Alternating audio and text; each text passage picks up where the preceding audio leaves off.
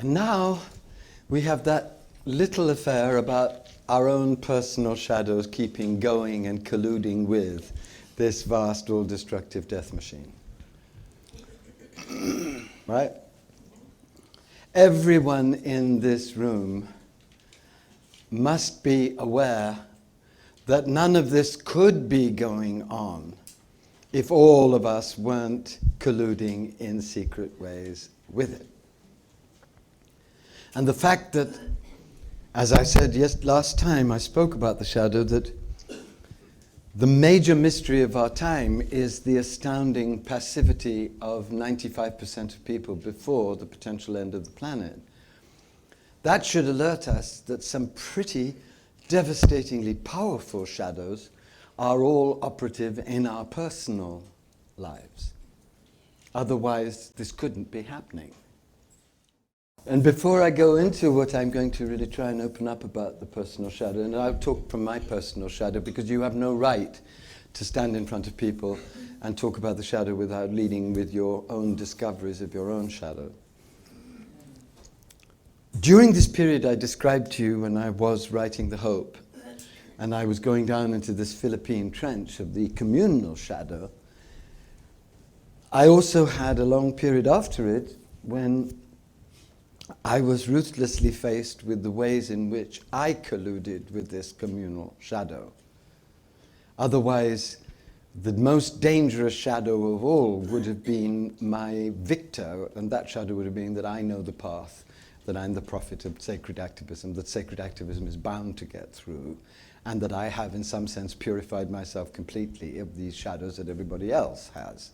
So I was given a very ruthless and very ferocious initiation into the depth of my own shadows and mistakes, something that deeply delighted my analyst, who said, "Oh, thank God, what a relief, now we can have serious conversation." Not that we hadn't had before.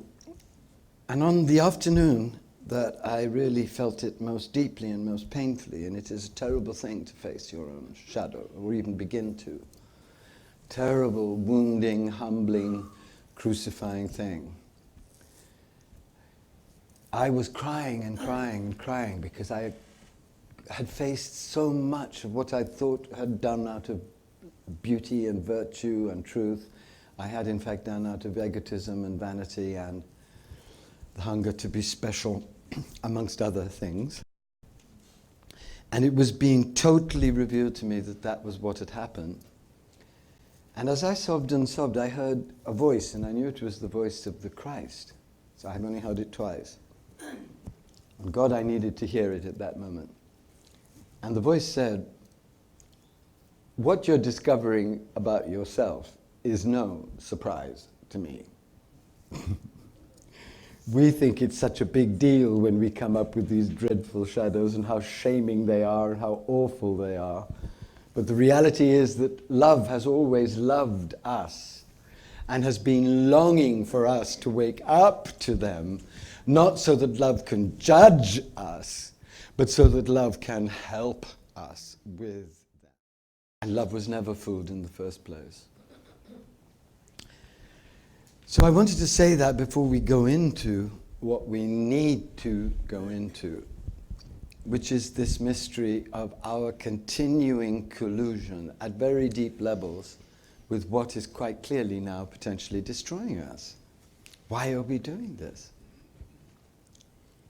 When I asked myself this question and faced it in myself, these are the 5 shadows I came up with. There are others, but these are the ones that I found most powerful, and I'm sure that you will find others that are very powerful, but these are the ones that I found most powerful in myself, and I found most powerful looking around at everybody I knew.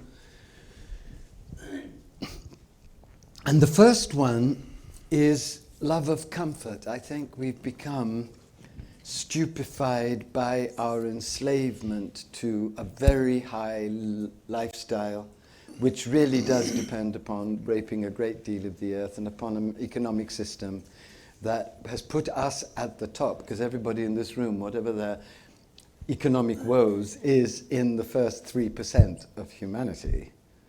And we very, very rarely come to the place where we deeply question this love of comfort or subject it to the kind of rigorous and ferocious analysis that it really needs to be subjected to. My landlady is an amazingly wise woman who's lived a hard scrabble life on a rural farm in Arkansas. And she said to me once, I love that you're doing this work, but it's never going to work. People are never going to give up their comfort to save the planet. And it was a deadly remark because I realized how intensely true it partially is.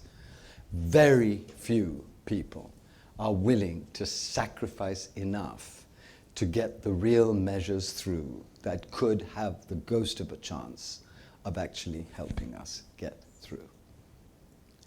And I think if you look at yourself as I look at myself, and I've tried to live very sparely, but what I call spare, an Indian peasant would call being a millionaire. How much are you prepared really to give up of your comfort to become someone who stands for justice and compassion from a position of unified truth? How much? How much have we all become deeply addicted to the pleasures that an extremely destructive and decadent late capitalist orgy of greed provides to us, even as we despise that orgy and condemn that orgy? These are very troubling questions.